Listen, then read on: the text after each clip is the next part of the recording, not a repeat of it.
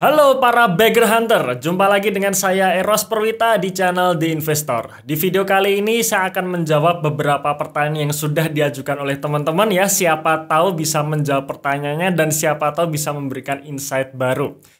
Cuman sebelum kita masuk ke sesi Q&A-nya, saya ingin memberitahukan ya bahwa salah satu saham yang ada di dalam ebook kami yaitu ITMG saat ini sudah memberikan return 170% lebih.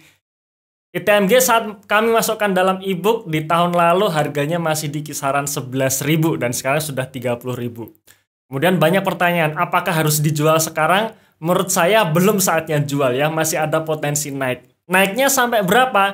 Nah, jawabannya ada di dalam ebook kami ya, yang teman-teman bisa download secara gratis. Jadi silahkan teman-teman download ebook kami di link di bawah ini ya, di link di dalam deskripsi ataupun di dalam kolom komentar yang sudah kami pin, dan itu secara gratis ya. Di situ ada target harga yang menurut analisa kami sudah kami perhitungkan. Oke, selamat membaca ebooknya dan selamat menonton.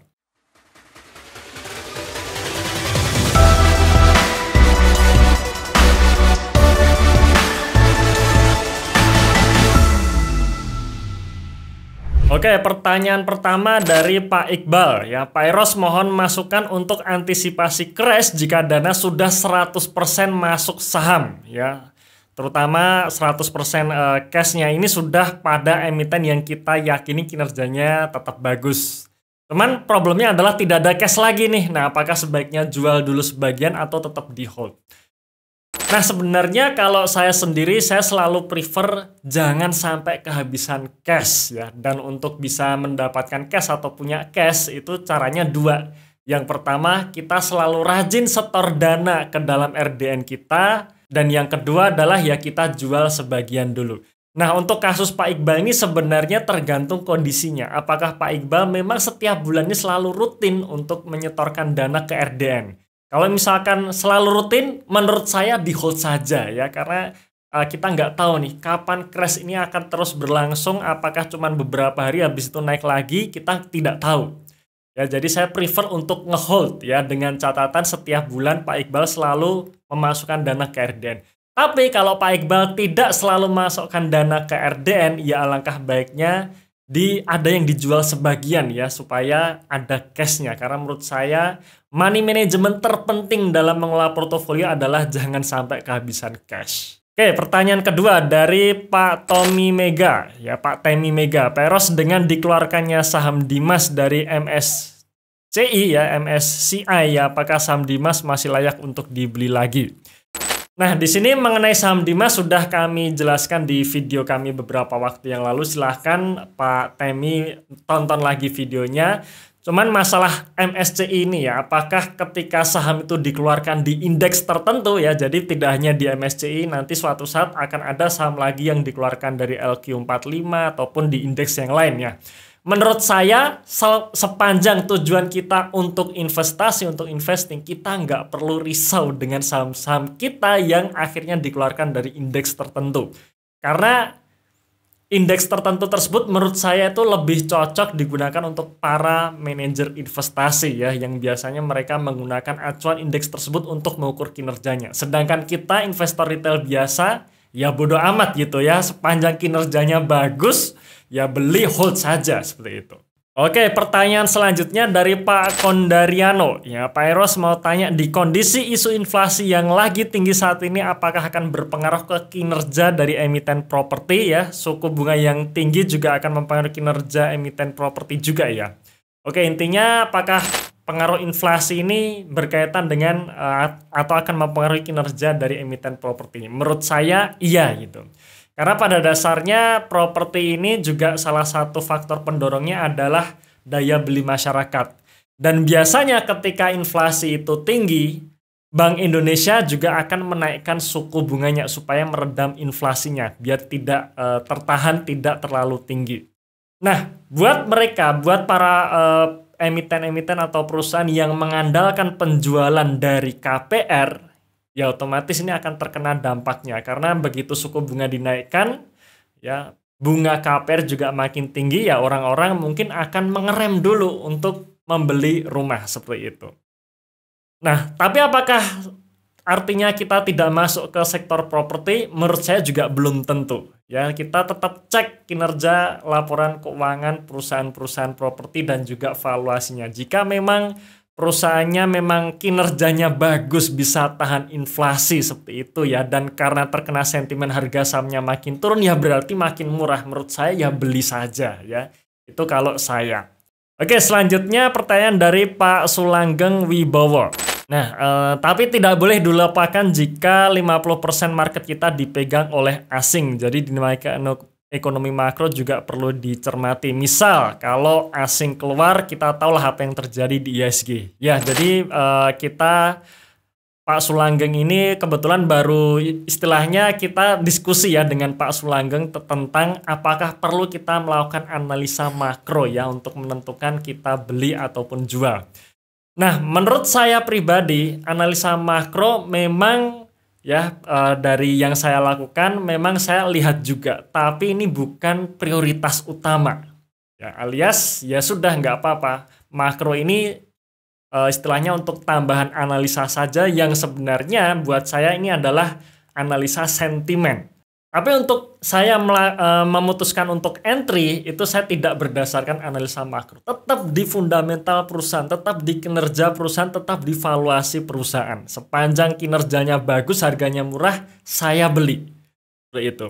Yes, asing keluar, IHSG turun, harga saham yang kita pegang pun juga akan turun. Dan ya nggak apa-apa juga gitu ya, karena pada dasarnya ketika kita investasi, kalau kita pengen ngehold saham tersebut jangka panjang, sedangkan kita sendiri melakukan analisa adalah dengan cara melihat pergerakan asing yang masuk keluar, ya nanti nggak jadi di hold gitu ya. Kita beli saham sekarang nih, ya dengan tujuan untuk investasi jangka panjang, di hold di atas 1 tahun. Baru 1 bulan asingnya pada keluar gitu. Harga saham kita akhirnya turun seperti itu. Nah, apa yang kita lakukan? Nah, ini yang menentukan nih, menentukan mindset kita. Kita sedang trading atau investing seperti itu ya. Jadi kalau sekali lagi kalau kita memang niatnya investing ya nggak perlu lihat asing. Ibu Sur ya.